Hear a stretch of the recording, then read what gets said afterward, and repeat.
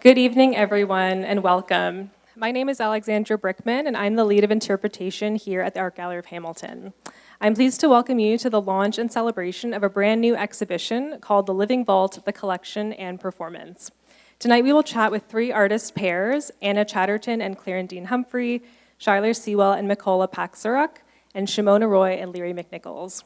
Each of these artists represents a range of performance-based fields and have been creating a performative response to works in the AGH collection. I would like to start by acknowledging that we are here on the traditional territories of the Erie, Neutral, Huron-Wendat, Haudenosaunee, and Mississaugas. This land is covered by the Dish with One Spoon Wampum Belt Covenant, which was an agreement between the Haudenosaunee and Anishinaabeg to share and care for the resources around the Great Lakes. We further acknowledge that this land is covered by the Between the Lakes Purchase, 1792, between the Crown and the Mississaugas of the Credit First Nation. We, as an institution, recognize that a land acknowledgement is only one tiny step in the reconciliation process, especially for colonial spaces such as galleries and museums. There is much work to be done to better represent the voices and stories of this land that we occupy as settlers. The AGH collection of artworks represents a long history of colonial and Eurocentric perspectives, and as a team, we continue to question and challenge the purpose and future of our collection. The Living Vault project has offered an opportunity to bring diverse perspectives, both socially and artistically, to help us see and challenge works from our collection in new ways. So before I introduce each of our artists, I would like to welcome my colleague, Toby Bruce, who is our Director of Exhibitions and Collections. And Toby will start us off by sharing a bit about the origins of this exhibition and how the show has evolved over the past few months. Thanks, Alexandra. Welcome, everyone. I have 5 minutes. We have a very, very specific, Alexandra has a very specific run of show, which I was very impressed by. As performers, you all know what that was. We've never had a run of show. I have 5 minutes to do the what, how, why, and when of this project. So, last year, in COVID, from June until the end of the year, we presented an exhibition called Breaking the Vault, Art and Poetic License. No, that's wrong. Art and Poetic Liberty, thank you. Titles are the hardest things we do. So we did this exhibition, and it was nothing short of a revelation for us.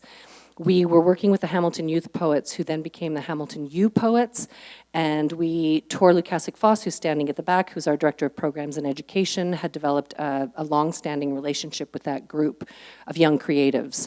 And we decided that we really wanted to, through our conversations with them and their creative practice, try a bit of a pilot project, which was to bring them into our vaults, which was really tricky to do during COVID, but we managed to, through a variety of crazy means, bring everyone in to have them look at we have 10,000 objects in our collection, look at works, find that work that sparked something in them to produce their own spoken word piece. It was a truly revelatory experience. The outcome, the visceral response that we had from the public. So those of you who didn't see it, they curated the show together. There were 9 of them. They made the selection of works together in the end, based on what works were sort of speaking to them, and then they wrote their spoken word pieces on the wall. So their physical presence was in the room with the objects. And it was a really unique experience on all levels. It was so great that we thought, okay, this is a model that we really want to continue. This idea of bringing artists, creatives, in conversation with other artists and creatives, the works from our collection. We wanted to open out that curatorial process. And it really, not only did it fundamentally shift something in me personally, those poets got me through COVID. They were an extraordinary group of human beings. They are an extraordinary group of human beings. But it also shifted something fundamental institutionally in terms of having us think about how and why we do what we do, how we operate, and how we think about our collection, and who is speaking to those objects, and how are they speaking to those objects. So after the successive breaking the vault, we thought, okay, this is a great model to continue working with other creative disciplines. And at the time, Tor was working really closely with Karen Anchetta, and Matt of Porchlight, and Matt McFadyen of Industry on the Garden Project. And so that sort of evolved into being, it made sense that we were going to work with this group that we had a relationship with, as we had with the youth poets, and we would start brainstorming what this next project could be with performance-based artists. So together with Carly Billings and Rose Hopkins, who are here, who will be introduced in a moment, as producers for the project, we proposed this and then said, you go away and think about how you know this, your community, how do you think this can work? So they came back to us with a really interesting and really challenging proposition, which was, if you think about going into a vault that has hundreds of objects in it, and you're going to see a little clip of all of these amazing performance-based artists doing that, it's difficult enough to choose one work that speaks to you in order to then create, in the case of the poets, a spoken word piece. They put the challenge forward of pairs. So two performance-based artists who didn't even know each other, having to go in, make a selection, so agree on something that would sort of dually inspire them, and then agree on how they were going to create a brand new work from that experience.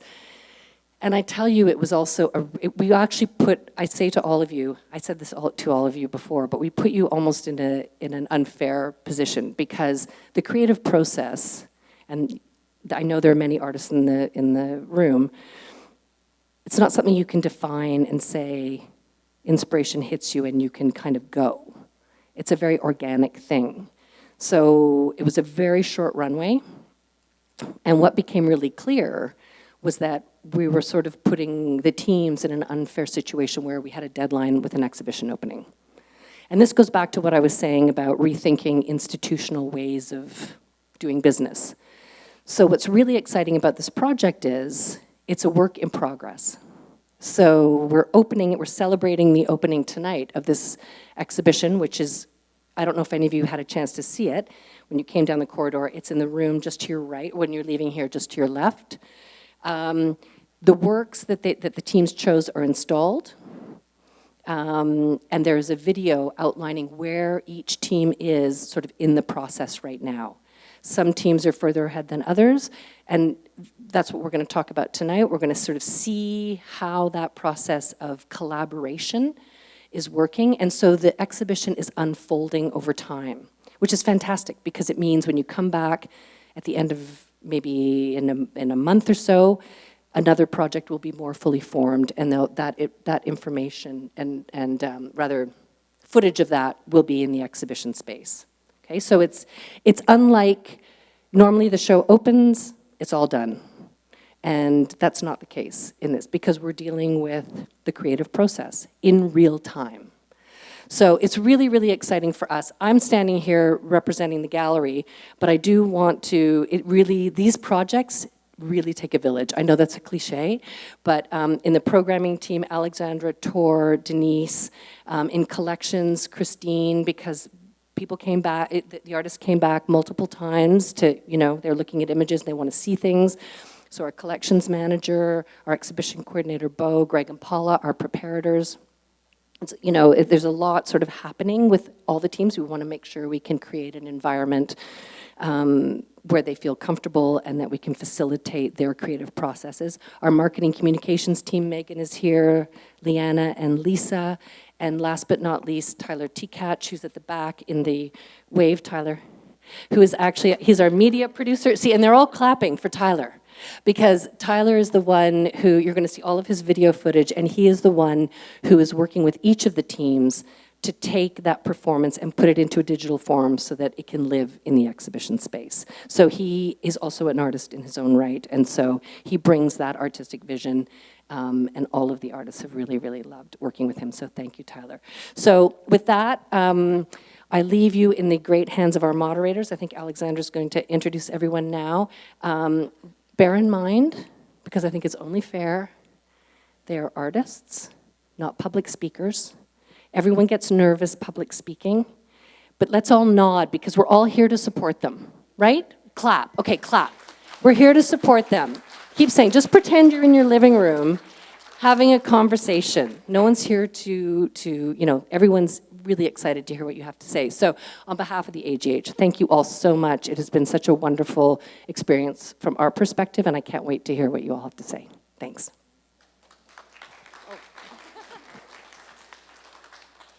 Thank you, Toby.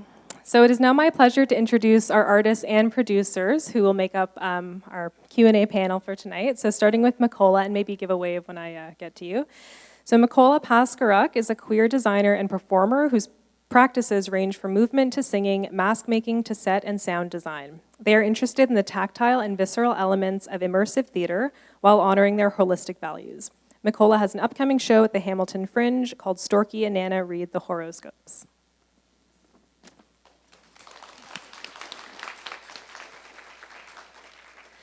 Shyler Sewell unfortunately couldn't join us tonight, but we have recorded her answering some questions about her experience with this project, so you will see her up on screen. Shyler is an Anishinaabe storyteller and author from Garden River First Nation. She's a community organizer dedicated to cultivating spaces for urban Indigenous youth to exist freely and with an abundance of joy. Shyler is working on a novel that will move alongside Indigenous, Black, and racialized young people as they pursue the liberation of their communities. Shimona Roy is a dancer and educator with extensive training in many different styles of Indian dance and experience with modern, ballet, flamenco, and many other dance styles. She's toured extensively across North America and also teaches at McMaster University's Center for Dance and at her own studio, Shakti Fine Arts.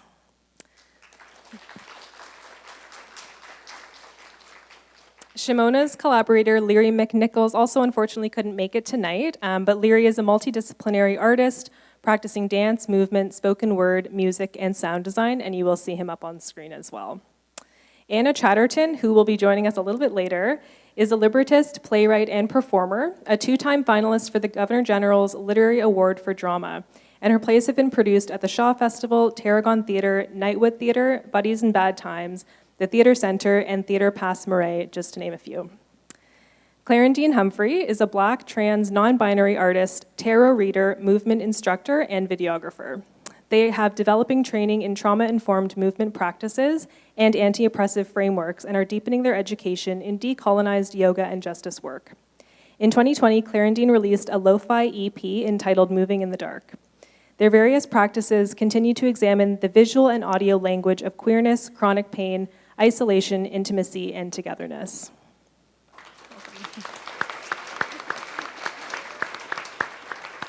We are also joined by Rose Hopkins and Carly Billings, who have been instrumental in bringing this exhibition to life. Rose is a theater maker and producer. She has been a member of Theatre Aquarius's Junction Program for Theater Creators, Women's Work Playwriting Circle, Theatre Ontario's Professional Theatre Training Program for Directing, and has received the City of Hamilton Arts Award for Emerging Theatre Artist. She currently serves as the producer for Hamilton-based companies Open Heart Arts Theatre and Industry Performance Makers. Carly Anna Billings is a queer, fat, femme, second-generation, Italian-Canadian, and Ojibwe producer, actor, singer, theater maker, podcaster, and storyteller from Hamilton, which is the traditional land of her people, the Mississaugas of the Credit. She owes everything she has to the First Peoples of this land, acknowledged and unacknowledged, recorded and unrecorded.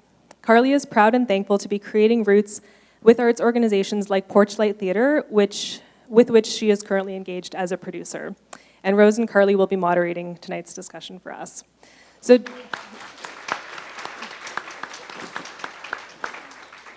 So just before we jump into the Q&A with everyone, we would like to share a short clip giving you a behind-the-scenes peek into the process of exploring the vaults with all of our artists. Thank you.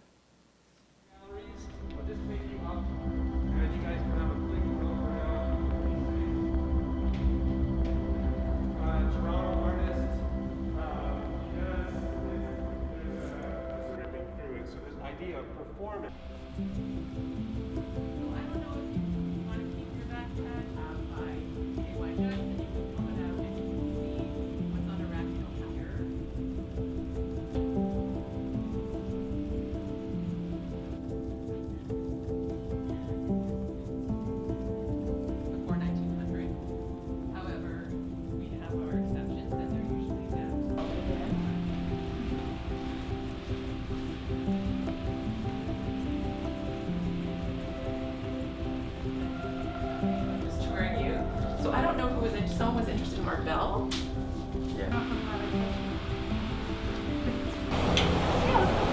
Okay, so this is part of a diptych.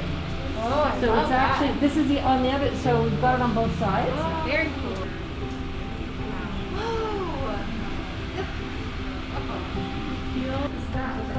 It's okay.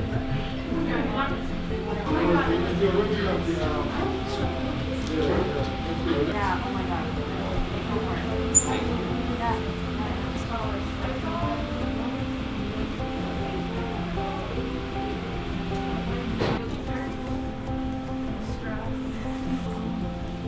And wasn't someone's hands like that? They're holding things in there. What are they holding? Some other statues, I think. I want to read them.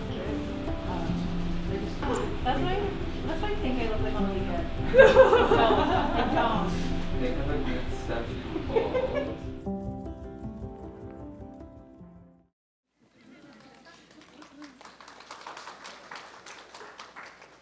So there's one other mic there, if people want to grab it as they see fit. Don't have to, totally up to you. Also, Carly, get on in there. I'll grab it. I'll be the first. Well, first of all, thank you so much, everyone, for being here today and to help us kind of celebrate the launch of this exhibition and to engage with us a little more about the process of these artists and what that's looked like. It's been such a pleasure for me to get to see how these artists have been working and the different routes they've chosen to kind of engage with different pieces of work. And so just super excited to share it with you. I wonder if anyone has any initial thoughts about seeing that behind the scenes footage. Does it give you any kind of initial reactions or takes you back to any kind of feeling you first felt when walking through the vault? Anybody? Sure. And this is on as well. Yeah, just going through the vault initially, there is so much, and there are so many bright and colorful things, and so many things to look at. It was really overwhelming, and just watching that, I am now reminded of how quiet we all seemed, which is a very interesting comparison to make between us and the art, and hopefully giving more voice to some of that art as well throughout this, or by the end of this project.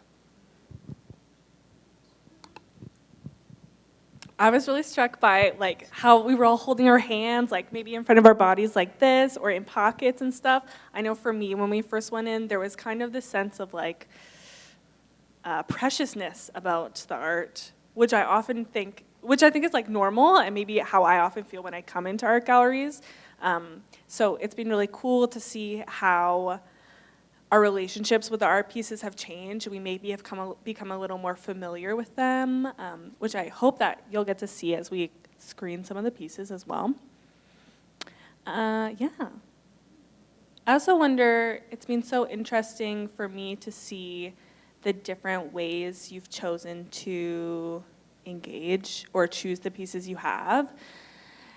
I know we'll speak to each of you individually, but did anyone have any kind of things they were looking for when they first went into the vault?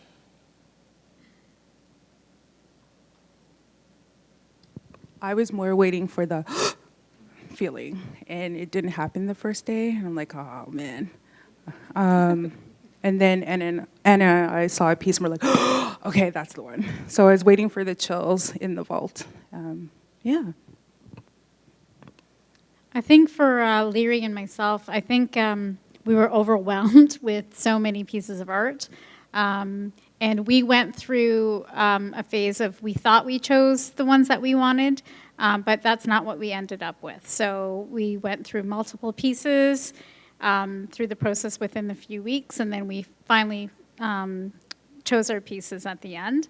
But we began in one spot, and then we ended up in another spot that was totally different. So we went from really, really colorful to very neutral colors, so to speak. Sweet. And Carly, I wonder, as my lovely co-producer, has anything really stood out to you during this process? What has been one of the major highlights that you've experienced while working with these artists? Yeah, well, it's such a gift to work with so many incredibly talented, multidisciplinary artists. It's really been interesting to see the routes that we maybe hoped you would take, but the routes that you did take, which were even better than we could have dreamed. It's been really rewarding to see the relationships that you've been building and to be constantly surprised in the best ways. One of the other things that stood out to me when we first went into the vault was previous to going into the vault, we all took a look at the online catalog. And so kind of as some of these artists have hinted at, they had some ideas of what they were looking for and then saw them and they were like, that's great, but actually it's this thing over here that's really moving to me. And there's so much in there. Did you see those racks? They're full on full. Like, I was like, my Libra brain could not choose, so I am grateful that I did not have to do the choosing because it was just overwhelming in the most wonderful way. And I also think it's very interesting, which I'm sure we'll touch on in a bit, that each pairing chose a piece of sculpture and of installation, and not just, a cool painting on a wall, which is also amazing. But those are the things that struck me the most throughout the process, just the wow of it all. Totally. Speaking of sculpture, the first kind of piece of work we're going to take a look at is the piece that Makola and Schuyler were working on, called Spirits on Lockdown. And we're going to hear from Schuyler in a moment, who has some very insightful things to say about her response to this work. But I also wonder, Makola, if just before we take a look at that, you want to give us a little rundown of what your process has been like and some of the themes that you're exploring while responding to these pieces. For sure. When Schuyler and I first started talking about this as a project, Schuyler's first coming into the vault noticed the soapstone carvings and had heard about them as well, and was talking with her mom about them, and her mom was basically surprised that the AGH still had them.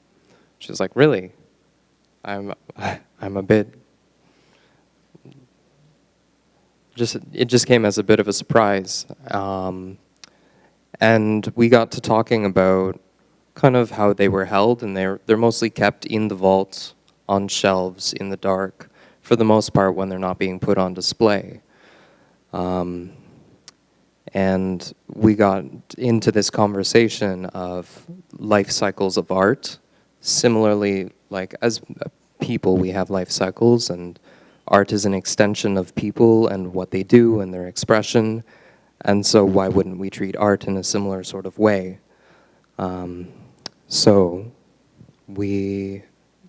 Is this sounding all right too? Like people can hear me? Cool, thank you. We just got to talking about like what would the art ask if it had a voice, and then we went into that in terms of like building a story. Well, thank you. Ty, can we see Schuyler? Can we see Schuyler? Awesome.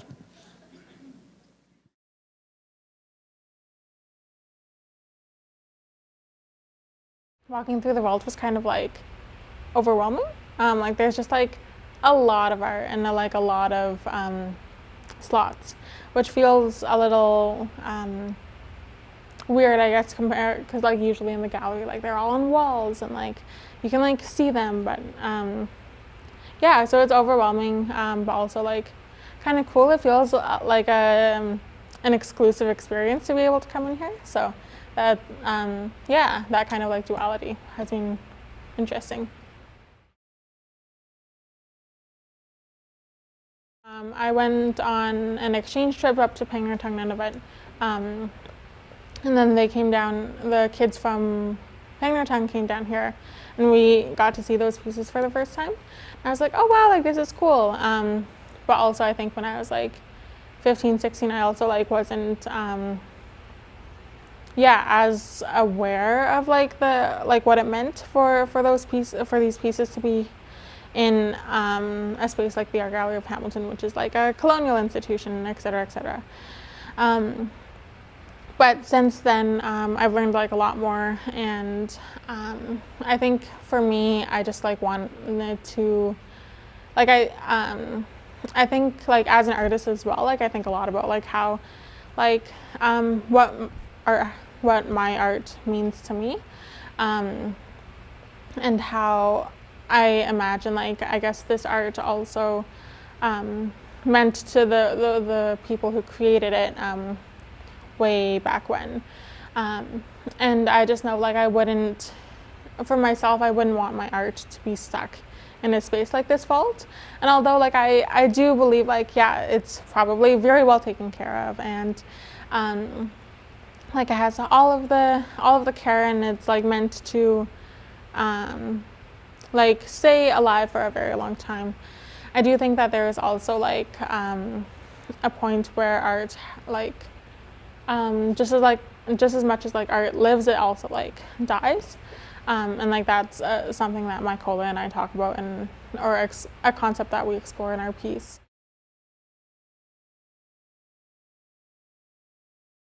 I think I want the audience to like think about and like consider for themselves what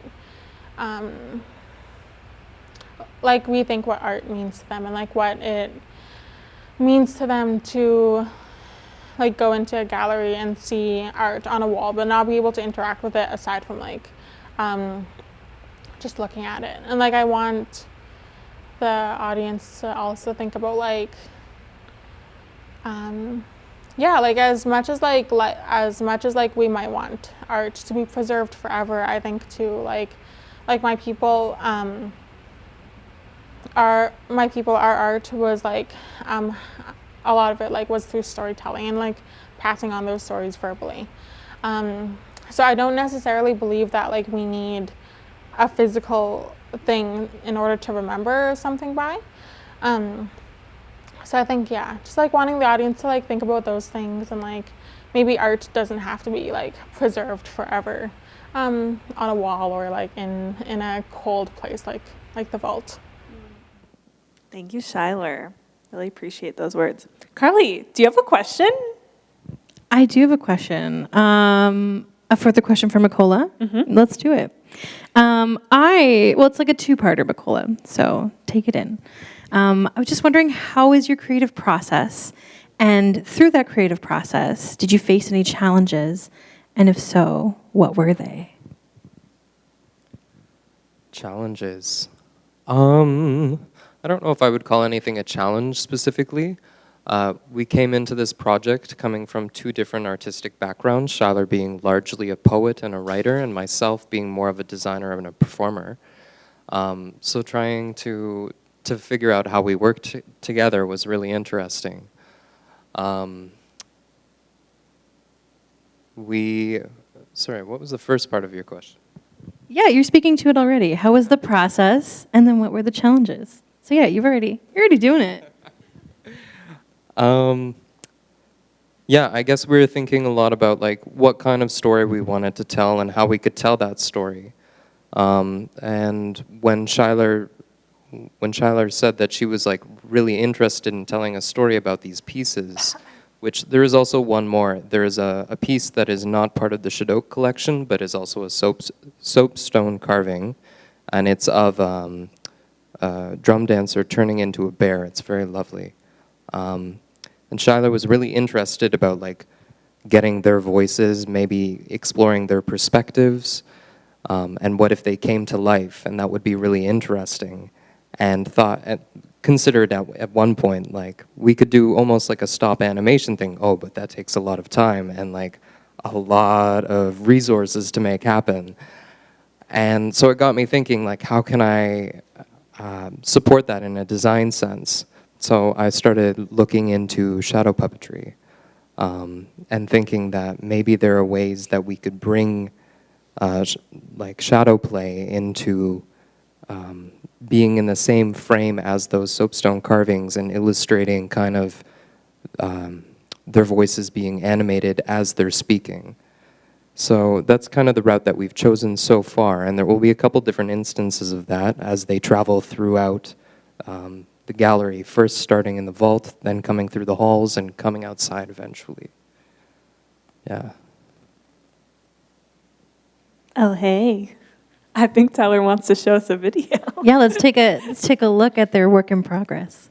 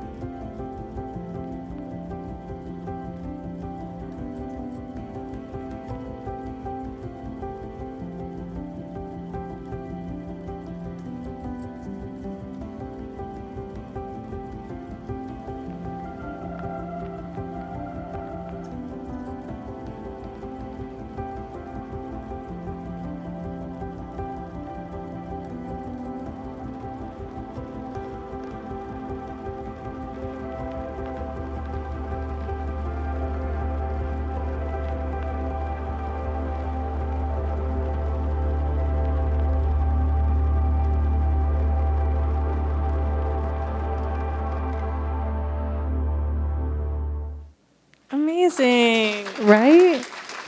I myself in a million years would never have thought to animate such beautiful art in that way. So thank you both for this peek into your process and into your work.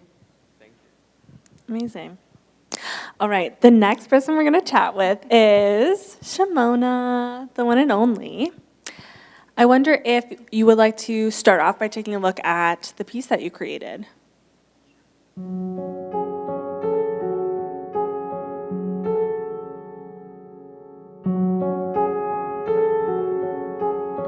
Hello, darkness, my old friend. I've come to talk with you again, because a vision softly creeping left its seeds while I was sleeping, and the vision that was planted in my brain still remains within the sound of silence.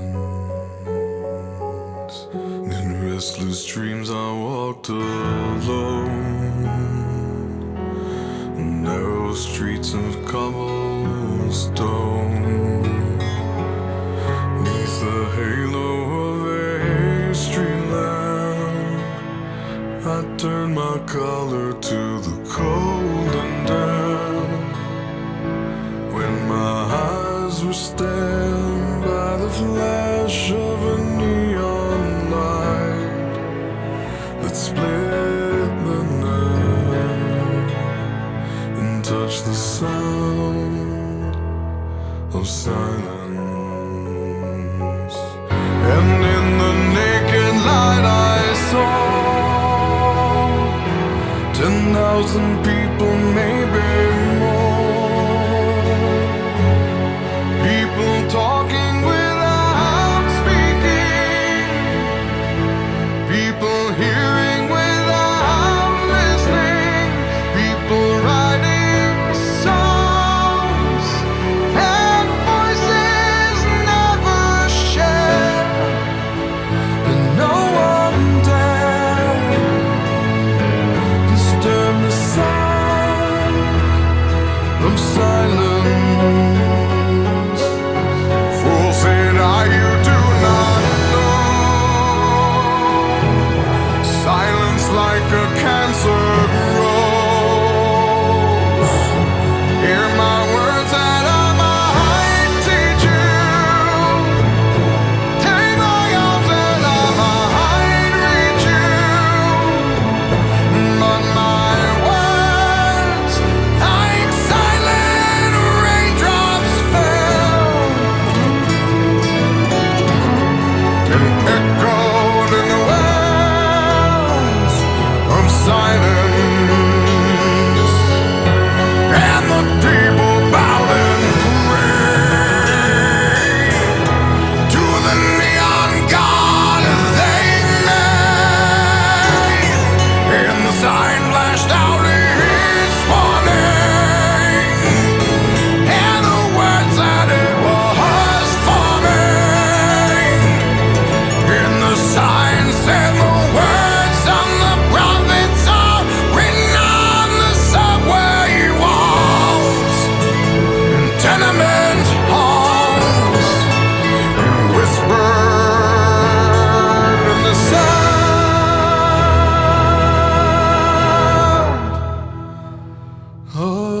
of silence.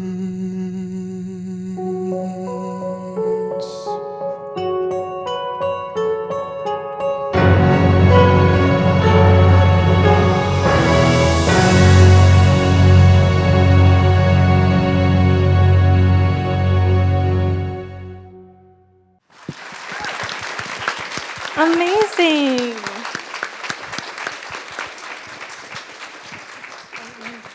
Oh, okay. Oh my gosh. And so that is kind of a one-shot look at your piece, but not quite the final. You're in an editing phase, correct? Yeah, so Tyler was amazing at, so that was just the one take for today, but we're in the editing process right now. So he took a bunch of shots in different angles and different movements, and we actually have another little bit of an editing thing where we're at Harborfront, Pier 4 Park, and we did an outside view of this piece also. So we're trying to meld those together because we were inspired by not just the AGH itself, but also what we're inspired in nature and outside. So yeah, we did it together. Amazing. I can't wait to see the final product. It'll be so exciting. Mm-hmm. And you actually chose two pieces of work to respond to that beautiful, large sculpture. But yeah, so the sculpture is Richard Prince. So we actually found that by accident. We saw one bit of it. So we saw one sphere, and we were like, what is this? And Toby was there that day, and she's like, oh, there's lots of pieces. So we went actually around the vault and found all the different pieces in different spots because it was in storage. And so it was kind of like finding a puzzle. So we were very curious about that piece, for sure. And it was shiny. That was one thing that we liked about it. But we couldn't figure out how big it was. So funny story with that is Tor, we were chatting and then he was like, oh, you know what, we'll do like this outline of it and out of cardboard. And so you can like see how big the piece is because we wanted to interact with the piece.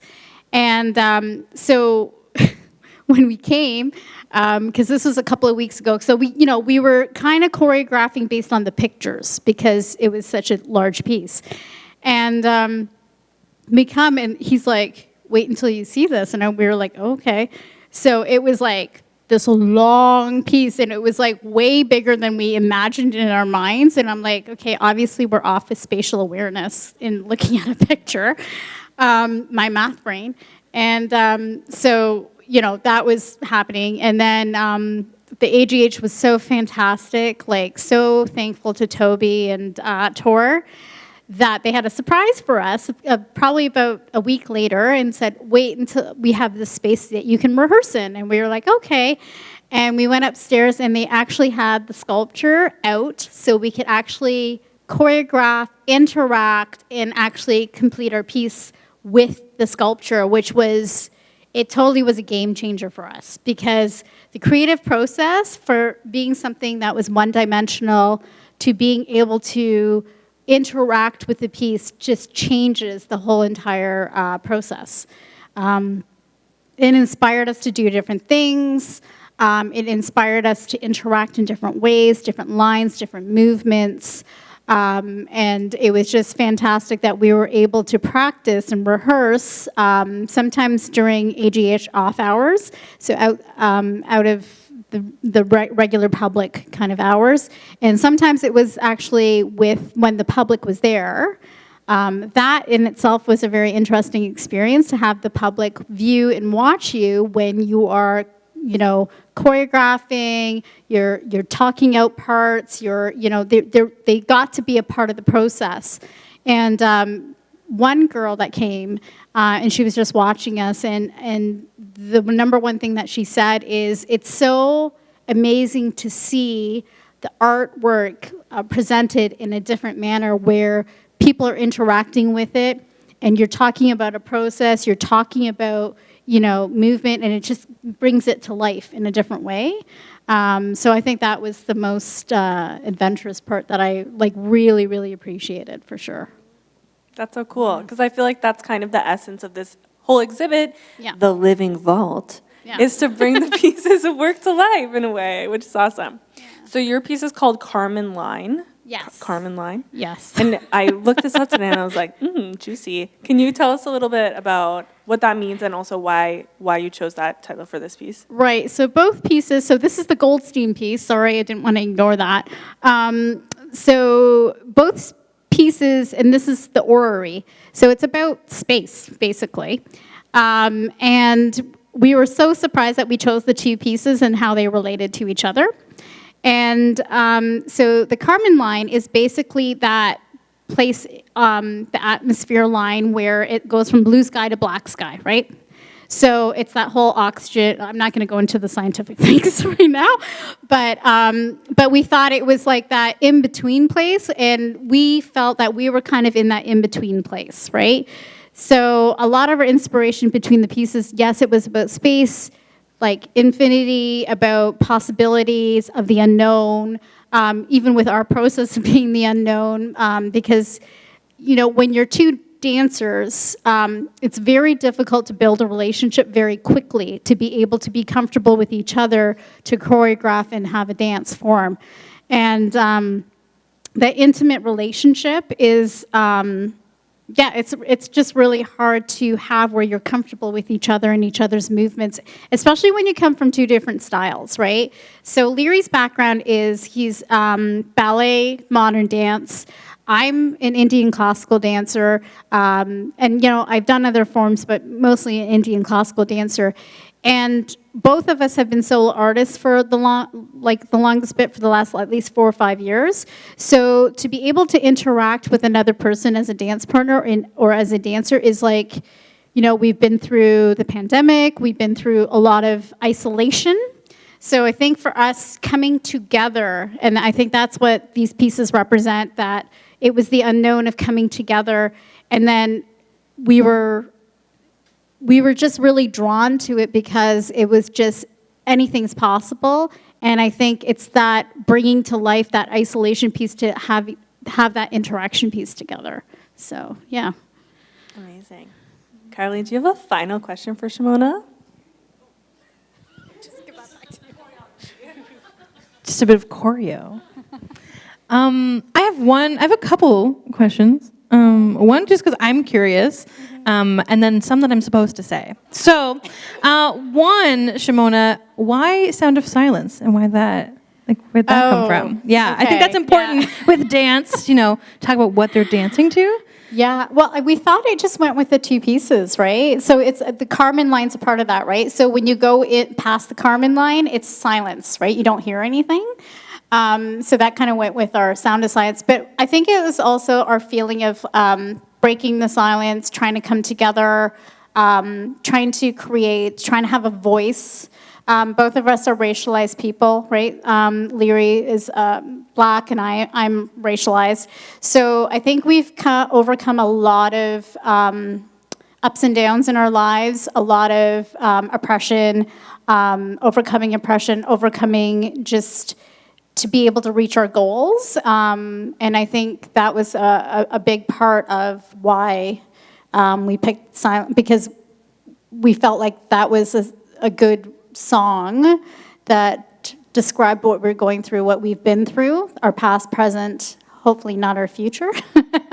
But yeah, so it just really spoke to us, and it was the passion. Like, you know, this is a Simon and Garfunkel song, right?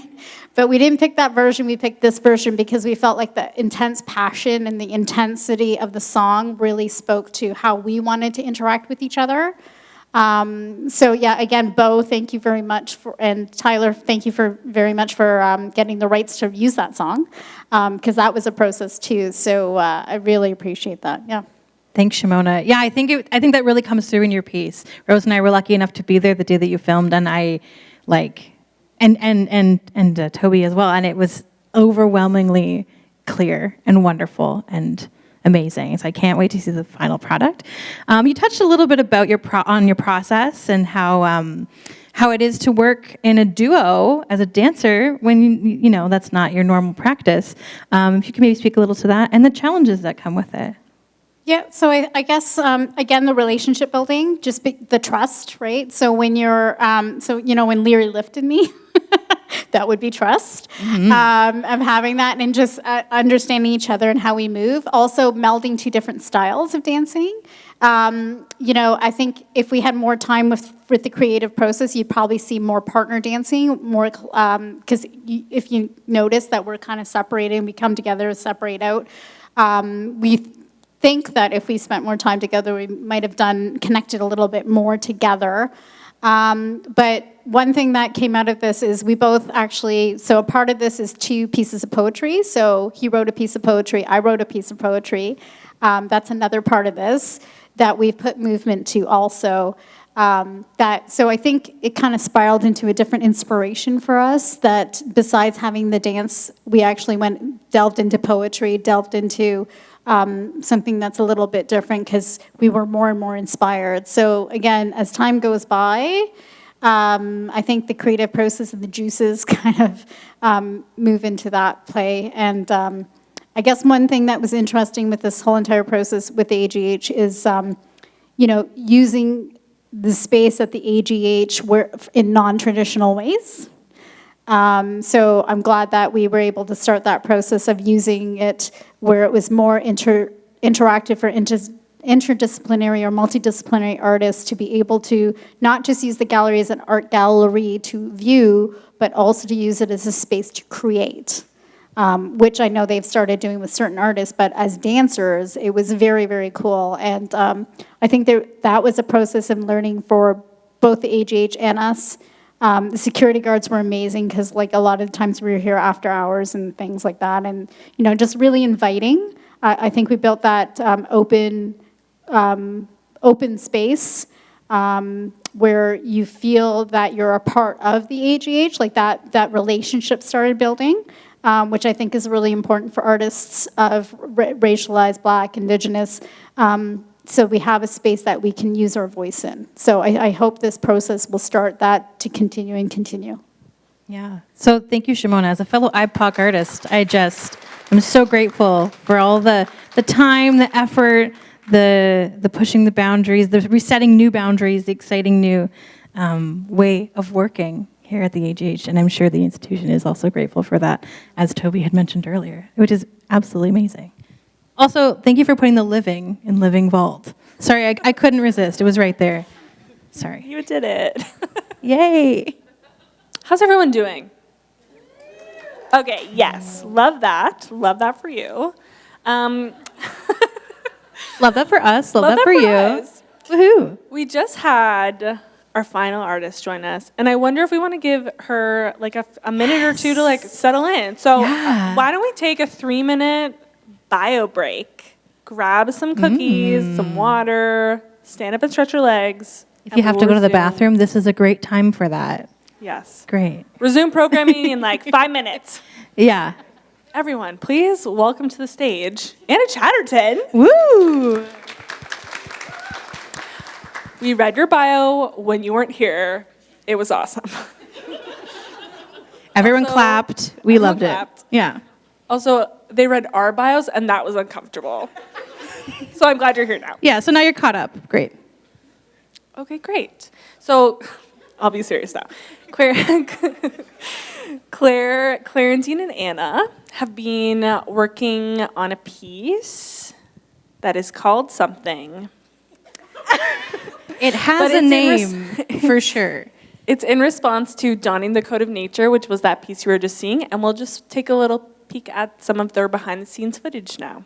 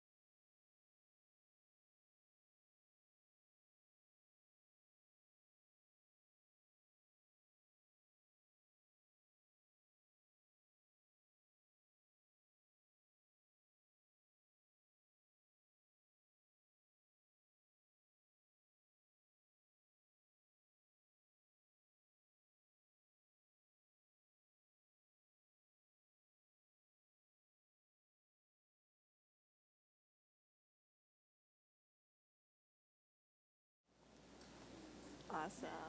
Yay!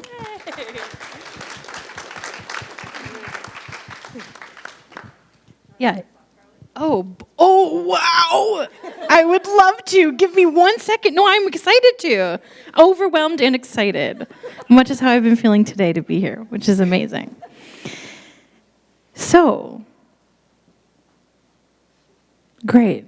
Here we go. So you two had a very exciting opportunity that some of the other artist pairs didn't, and you met with Marguerite, the artist who created Donning the Code of Nature, from which you have been taking some inspiration, which we saw, which we love. What was that like? What was it like to meet the artist, and how has that informed your process so far? And yeah, tell us all about it.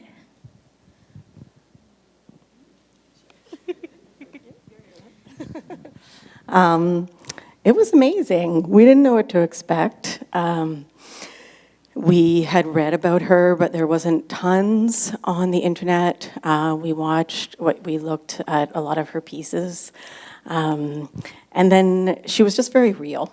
She was just a really real, grounded, sort of one of those purely creative artists, not driven by ambition, driven by her creativity and what's compelling her in the moment.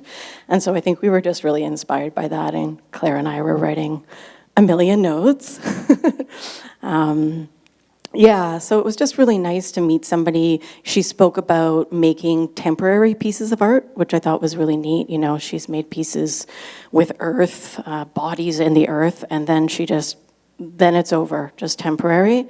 So that was also really inspiring, that it doesn't need to be, although we're living the vault, those would not be in the vault. It was just very inspiring. And of course, she's also a senior artist, so sometimes it's just really neat to meet older artists and elders and hear what their trajectory has been like. She's very humble. She doesn't, she's not rich and famous, but she's also a custodian. That's what she called it. That's what she said, right? Yeah, a custodian of a house that she lives in, and she's taught a lot, like grade 2, grade 3, not just like university. So it was just, I think, we didn't know what to expect.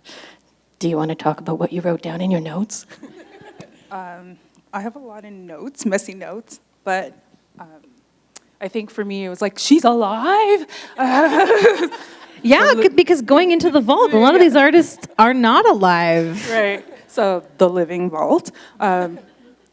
And a thing that stuck out to me about what she was saying was going out to nature is a skill set. It's a skill that you need to cultivate over time. And I found that interesting.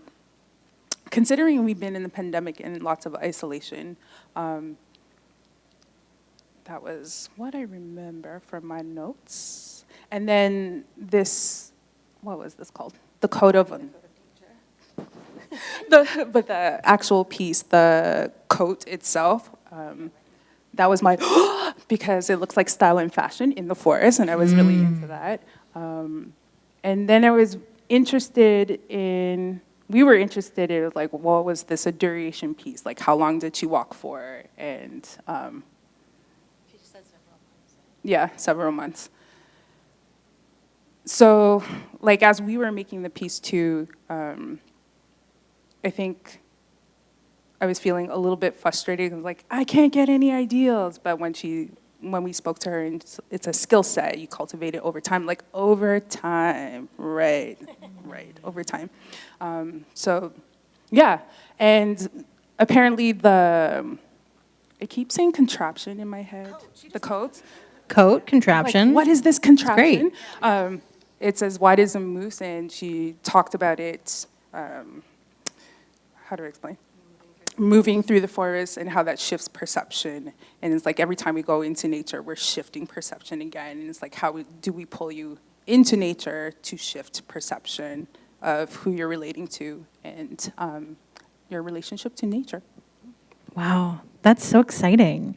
So it sounds to me, based on my knowledge of your piece together, and also hearing now what you spoke about with the artist, I'm wondering how time and nature are playing a part in your process. If maybe you want to walk us through what your process has been like so far, and if there's been any challenges as well. Challenges has been riding my bike. Like, this hurts so much. Easier to do with someone. I think the other challenge is like not forcing the process. It's like, this needs to get out now. You know, the capitalism, the rhythm of capitalism is very like, and art making is not like that. It's very flowy and around and maybe and don't and yes and yeah, so we just like, let's get out into nature, let's go. We're riding down to Albion Falls. I'm doing this, oh my God. And it's been nice to hang out with Anna, and we've been talking a lot about relationships, and I noticed that popped up a few times today, human relationships. How do we relate? How do we connect after a very intense collective trauma and now coming into collective awkwardness? And it's like, how do we talk to each other? I don't know. How do we human? And so kind of figuring that out in that process, I don't know. Yeah, I think, it was awkward our first couple of meetings. We didn't meet just the two of us. We were with everybody and the staff here, and we were going into the vaults, and sort of this feeling of like, oh God, we got to find that piece. It's going to give us goosebumps, and we just weren't finding it. And I started to feel like, oh, well, Claire can choose. They'll find it, and I'll just be like, yeah. Because a lot of things were just kind of leaving us just neutral, maybe would be the best way to describe it. And then what happened was, along the theme of we've been talking about, I got COVID, as everybody does.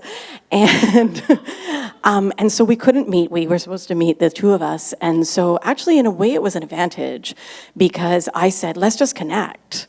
Because we didn't know each other at all, And so right away, I think I just said, like, how do you feel when you're in the art gallery, And we talked for 2 hours, and it was great, and we found a lot in common, and, we're both kind of chatterboxes, I would say, actually.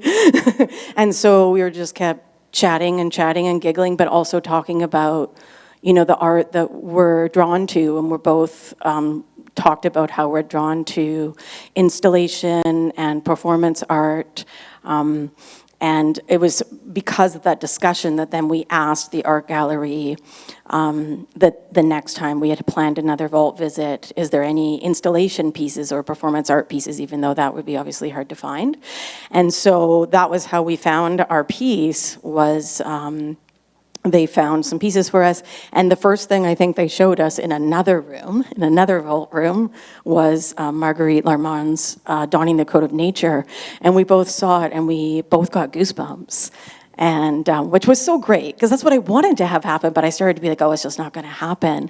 And I think we talked about how we both got goosebumps, as I think you put in the text. Yeah, it was this permission of like, wait a minute, we're allowed to make art in the forest? Like, wait a minute, that's allowed, And because we both love being in nature, and during the pandemic, nature has really saved us, all of us, both of us, separately. And so it's just been such a pleasure to just go and quote unquote work in nature, and also exercise and bike and walk and be in water, which I know is really important to you and your background.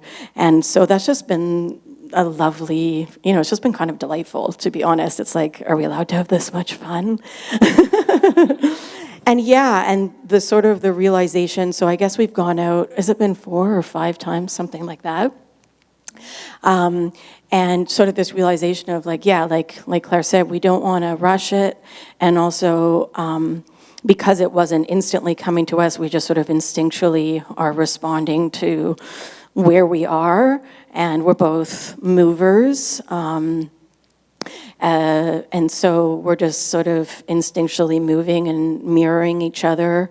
And then as time goes on, we've been talking about like, we both sing, like shyly. Claire may be doing more than I've been doing, but maybe shyly, you know, inspired by, is it Michelle Clark, whose piece is here, you know, loved their piece. So sort of inspired by that.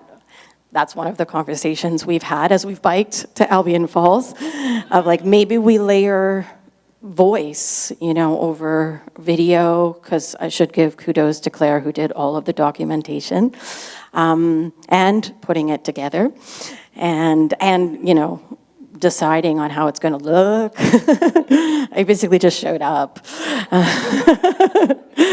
and had the map and where we were going to go. Got us lost.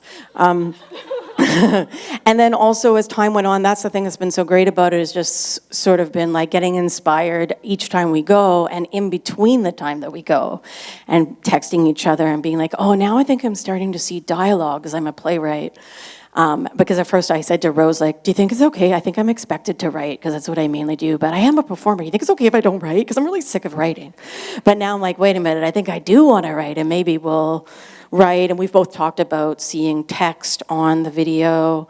You know, so we're having these ideas, but they're slow and organic. And so I think we just want to respect that. And I think, you know, past the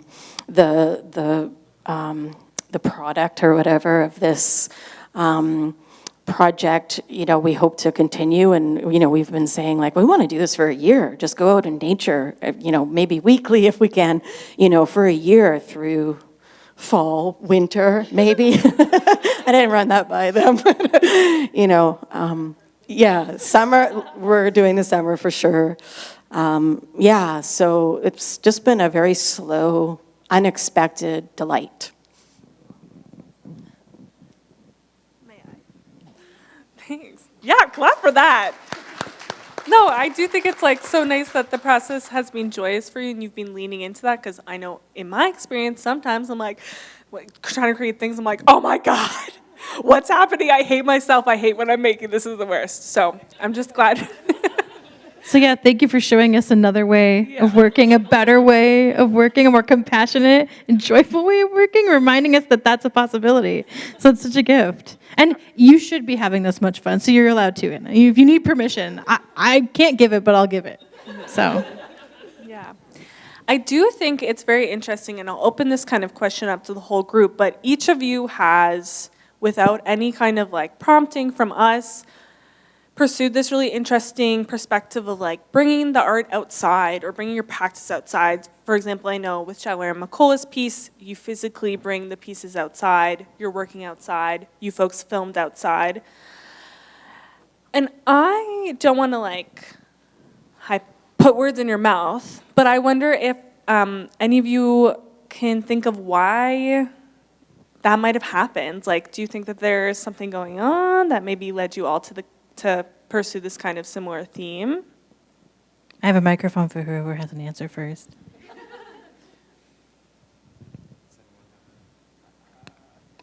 COVID isolation. That's what I think.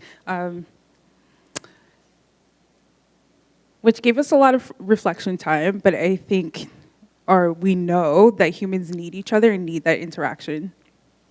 And cultivating the skill, going out in nature, cultivating the skill of interacting with other humans who are different from you, where you have, you know, come from different backgrounds, different privileges.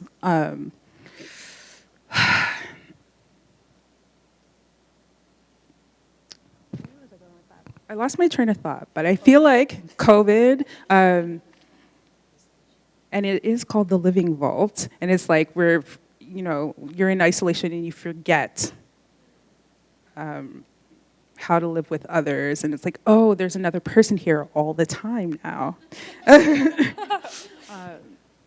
So kind of like figuring out boundaries and I guess like what I'm thinking about through all the pieces and the connection is like, how do we create connection or temporary intimacy with each other? What does space mean to another? Are we stepping over their boundaries? When is it too much? When do I need a rest? And kind of just, you know, figuring out the balance within each person, which will shift from day to day, from like introversion to extroversion. When do I need a break? Because it's a lot after being isolated for so long. Like after this, I'm gonna sleep so hard. But I think through this process, I realized I'm like, I love people and I want them to experience art and I want them to experience nature, and how do I invite them into that? And yeah. Has anyone else had, like, where did that kind of instinct stem from for you, Shimona, for you, Mikola? I think taking the art outside felt like a natural progression in the story. We were trying to think about like different ways to treat art, considering like all of its history and our relation to it as well. Like it's Inuit art, and neither of us are Inuk. So how do we treat it in a way that feels more respectful from where we're coming from as well, and maybe approaches it in a different, like, decolonized sort of way? So taking it outside, letting the art breathe, or at least get to feel the heat of the sun, was like a different experience than you might get inside of a vault, where it's a bit more sterile feeling. It's gorgeous, like being inside the vault's great, but thinking about like what the art must feel like is a different experience entirely. Yeah. Thank you. I think for Leary and I, the reason we wanted to videotape outside was we've spent a lot of time outside in the last few years, like because we couldn't go anywhere, but you could go to a park or you could be outside. And I think we wanted to also make the connection of that whole idea of space, the unknown, whatever is going to something tangible that we know on Earth, and making connections with nature is what we feel comfortable with. And so for us, because we couldn't take our pieces out because they were too big, we wanted to, we tried. we asked Toby, we're like, Toby, can we take, nope, they're too big. It's like, okay. So we actually found at the park, there was something that kind of looked similar. So there's this huge rock with a chain on it.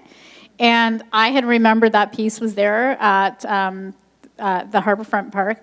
And I think I was thinking about the rocks and that, and I was like, oh, there's such a good parallel there with the grass. And like, it just kind of takes it from that sterile environment to something where you're interacting with nature. So I think that was the parallel I was thinking of.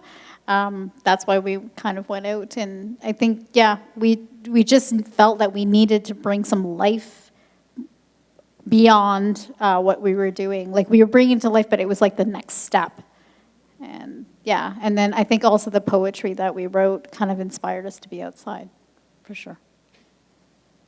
Amazing. Yeah, and I think I could not have asked for you all to do that, but it's such a beautiful through line, because I really do think it supports kind of this idea of disrupting what the walls of a place like the art gallery might be, or especially the vault, and kind of bringing things to light in a different way. I wonder at this moment if anyone from the audience might have a question for one of our artists. No pressure, but if there's something you're curious about, now would be the time to ask.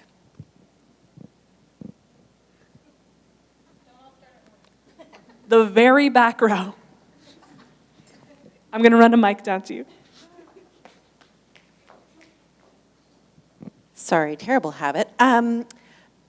So at the back, we noticed that you mentioned at the beginning that you were attracted to color in the vaults, but then all of you picked neutral pieces with very little color. And I'm wondering if you guys discussed that as a group or found that interesting, or if that was something that you all realized you'd done.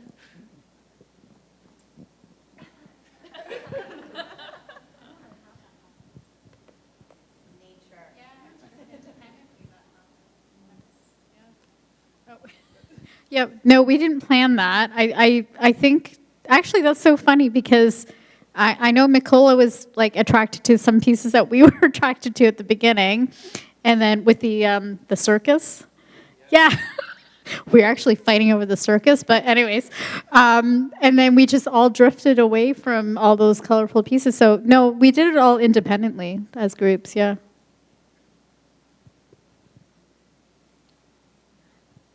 I'm really not sure. Like, there's a part of me that's like, we are the color. But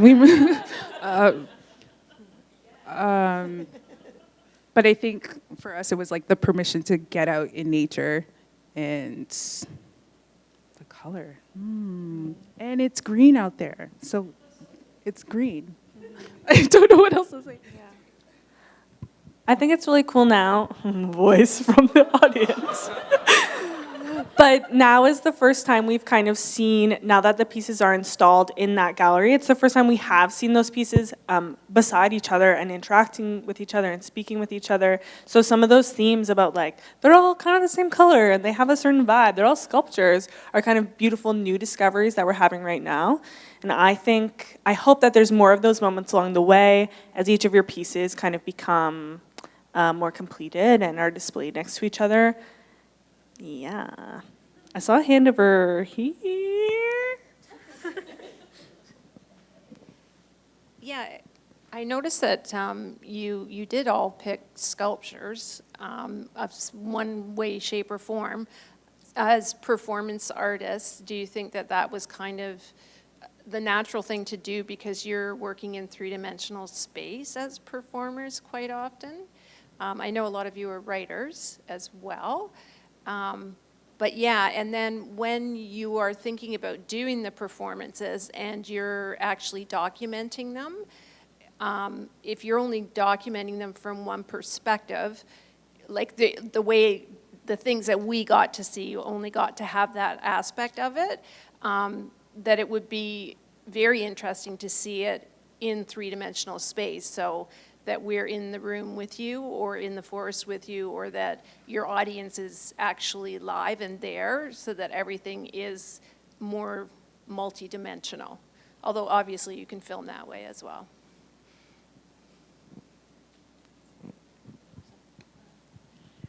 I think, like, first we just saw the photo that you guys saw, and then we're told that there was this coat made of willows. And so then we got taken to another secret room behind the Michelle Clarkson installation. And then at first we just looked at it, and then we got to, the next time after we met the artist, we got to try it on. I was really tempted to take it out in nature, but I knew better than to ask. It sounds like I was right.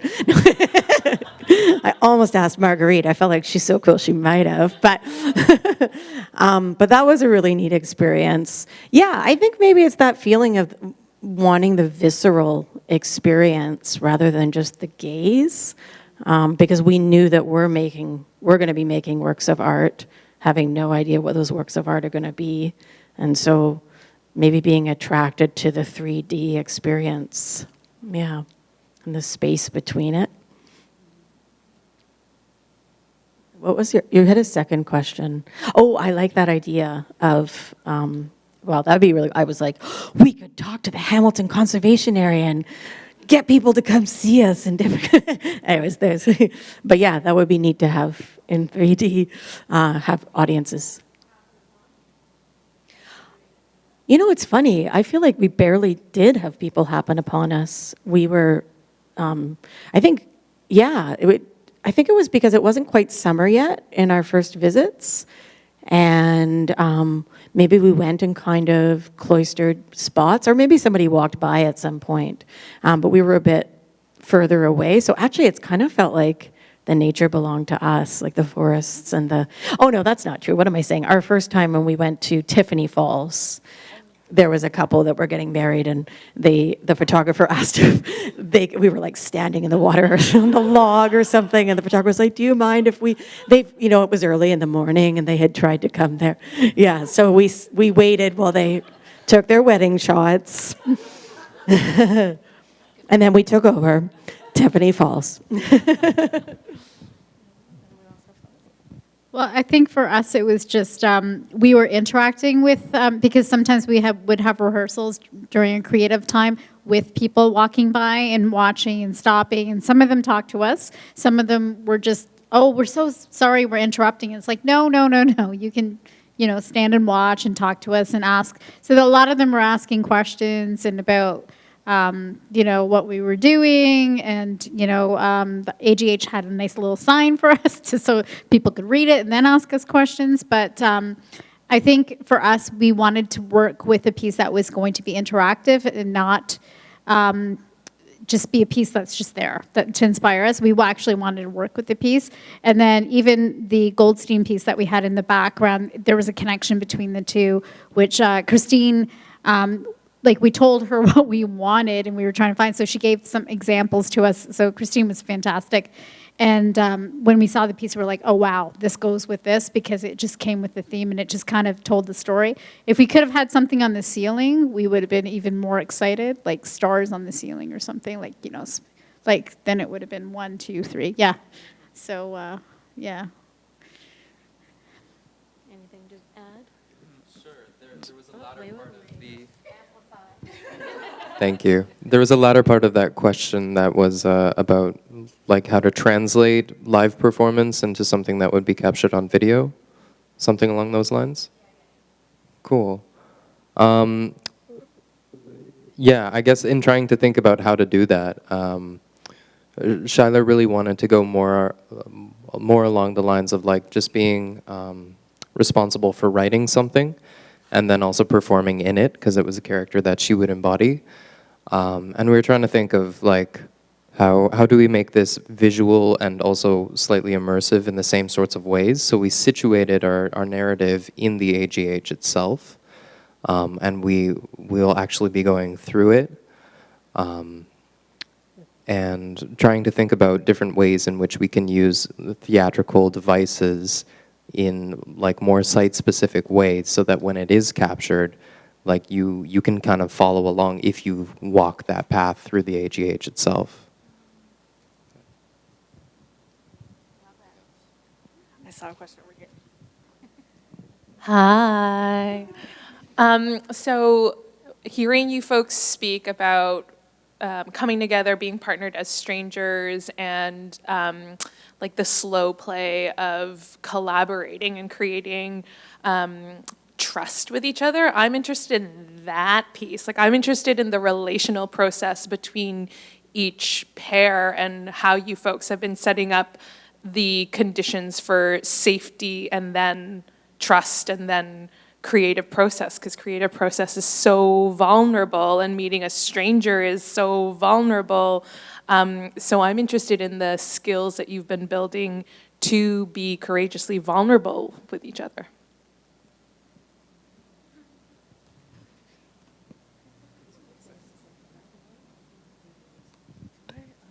I could start, you could finish. Okay. Yeah, that's a great question. I think I thought about it a lot because I'm just very aware of our different privileges and different life experiences. And also, being a white artist, being a theater artist, being really comfortable, being close to people because I'm an actor, and being very comfortable, looking in people's eyes, and so Claire and I talked about that, because Claire talks a lot about how their work is about intimacy and space, which really has infiltrated into the work, and so that really started to inspire me, just with what is the space between us, and what is, I think I said one day, after Claire had captured, documented, and we got to watch it, and I suddenly was as a theater artist, I was okay, there's two bodies, there's two people, there's two characters, what's going on between them? There's two bodies in nature, what's their relationship to each other? I mean, these are just typical play questions that you ask when you're writing a play and thinking about characters. And so I spoke about that. And then I asked, can we look at each other? And,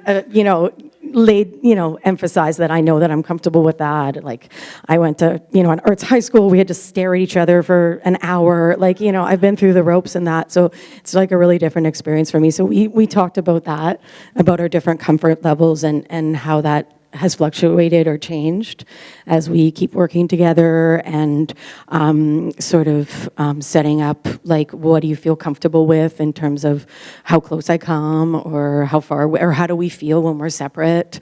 We went to Boars Falls and stood across a bridge from each other and then came closer. We've been on logs together, as we've mentioned, or you saw, so yeah, I don't know if you want to talk. I guess what's like when you offend someone, what's the pathway to restoring that relationship? So it's been interesting. And being that I'm in a Black, trans, non-binary body, it's very hard for me to connect with people because I'm like, oh my God, I'm being perceived this way. And there hasn't been a lot of space for me to kind of reflect and be myself, and that really, it's weird to say that I bloomed during the COVID thing, but I got to know myself in a way that I'm like, okay, this is what I need, this is what I kind of expect in relating with others, and if they're not about it. There's 8 billion people in the world, so yeah. So that's been interesting and scary, still vulnerable, still uncomfortable, and also very enriching. And I so believe that Earth is about the relationships we have with each other, not always getting outside of ourselves. Like, it's over there, and it's like, we're right here.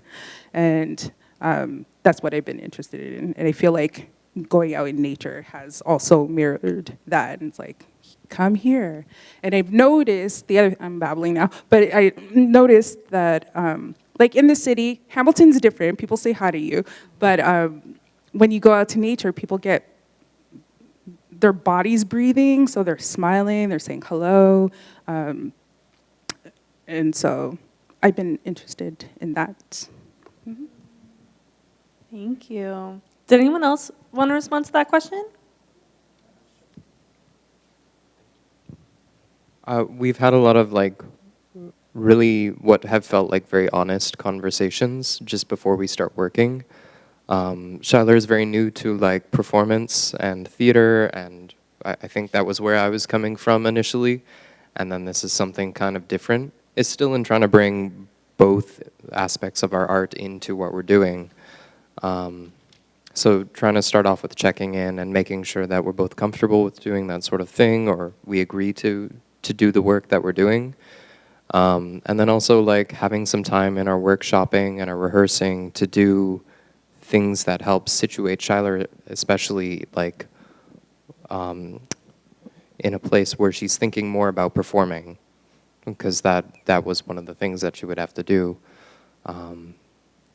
So just thinking about that and helping construct that in a way that helps her visualize, and so she doesn't have to think about that. She can just kind of stew with it as we're walking around the space in one of the AGH galleries. And I'm just giving her prompts and stuff like that. Yeah, and I feel like having sometimes what feel like hard conversations too, because this is ultimately, I think, there's a lot of political nuance in the art that we've chosen, and the fact that we're talking about it as well. And the gallery itself has been really transparent with us so far, which is I've appreciated a lot. And I know that there are difficult conversations to have, but they do feel like important ones. So. Thank you.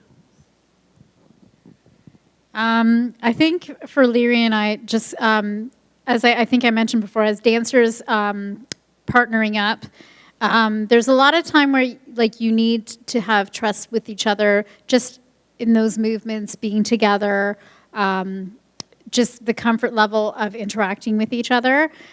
We did spend a lot of time after we would work here at the AGH, just, having a drink afterwards and just talking about the process and talking about what worked, what didn't.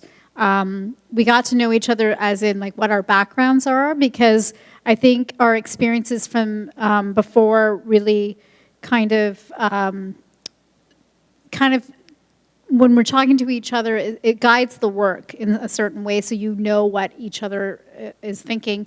And also, I think past experiences when you were working with a different partner or working with a different dance, like whether it be a company, whether it be a solo artist, like just experiences that you've had. So, like, for example, you know, with Indian classical dancing, I have been in the worst places where I've danced on the floor, in my bare feet, stamping the floor.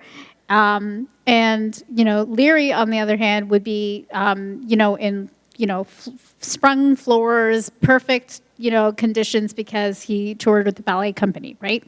So we talk about those different experiences about what his needs are, what my needs are, or what I, you know, what I'm used to, or what I have endured, or he's endured.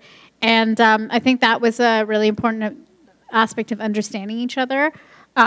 Also, just what are we comfortable with? We had open conversations about what, like, okay, you know, we worked up to that lift that you saw in that part because it would just be on the floor. We just do walkthroughs, and then we came to the part where, you know, just lifting me off the ground just to see how that feels, and then again doing that movement. And, you know, some days he was feeling it, some days I wasn't feeling it, vice versa. So it's that conversation too. Hey, you know what? I'm really tired from work today. You know, let's just do walkthroughs and talk about process and talk about things. So I think those open dialogue conversations were helpful for sure. But I think the most important thing was having those side conversations where we would just debrief and talk to each other and talk about, like, he would talk about Trinidad, I would talk about my trips to India, and, you know, things like that, you know, he's done traveling around the world, so have I. So just connecting at different levels that's not about the dance, like connecting with each other at different levels of different aspects of our life. I think that was important, yeah. Thank you. Thank you so much for that. I feel like our time is kind of like winding down, which is great. And so I just want to say thank you so much to the four of you, and also Carly. And also you. Just for your presence and energy and open hearts and vulnerability today and also throughout the process. And the same goes for Leary and Shyler, who aren't here today. Just immense gratitude for your work in this. And I'm so excited to see how things continue to develop and what that looks like. So for everyone who hasn't been able to take a peek in the gallery, that's like just to the left when you exit this room, the works that the artists chose are installed in there, and as their pieces become completed and filmed and documented, they'll also be installed in that space. Super, super exciting. Before we go, Carly and I also just want to let you know about a little something that's coming up for Porchlight and Industry. I'm going to give this to Carly now. Hi. I just want to talk really quickly about a little something called the Garden Project, which is a really exciting project that we were lucky enough last year to present a portion of it here at the AGH, which is kind of, you know, the seed for where all of this grew from, garden. Get it? Where this wonderful living vault came from. And having been one of the artists last year who received this invaluable gift, it is an incredible initiative. I'm going to read it verbatim from the back here. So, produced by Porchlight Theater and Industry together. The Garden Project is an annual initiative to provide funding and mentorship to local IBPOC artists. So local racialized artists. So if you live in the greater Hamilton area or know someone who does, if you identify as Indigenous, Black, or as a person of color, and you create live performance in any discipline at all. It can be any one of the many disciplines that these artists work in, or any of the ones that they don't.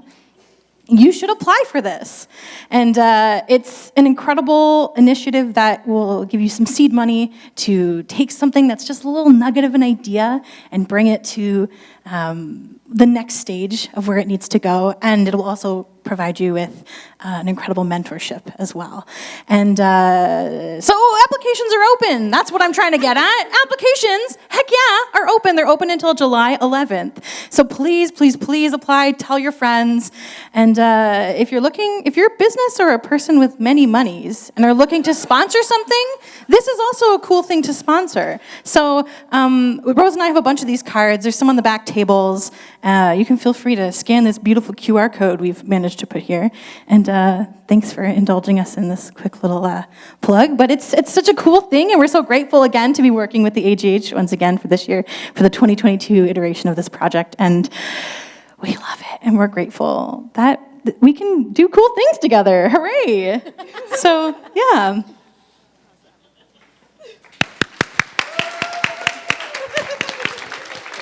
Thank you so much, everyone. I just want to say one last thank you on behalf of the Art Gallery of Hamilton to all of our amazing panelists, Rose, Carly, Mikola, Claire, Anna, Shimona, and of course, Shyler and Leary, who couldn't be here tonight. Thank you again, everyone, for coming out. I hope you enjoyed this event. And again, please do return to the gallery to see later this year to see some of the final pieces installed along with the original art pieces as well.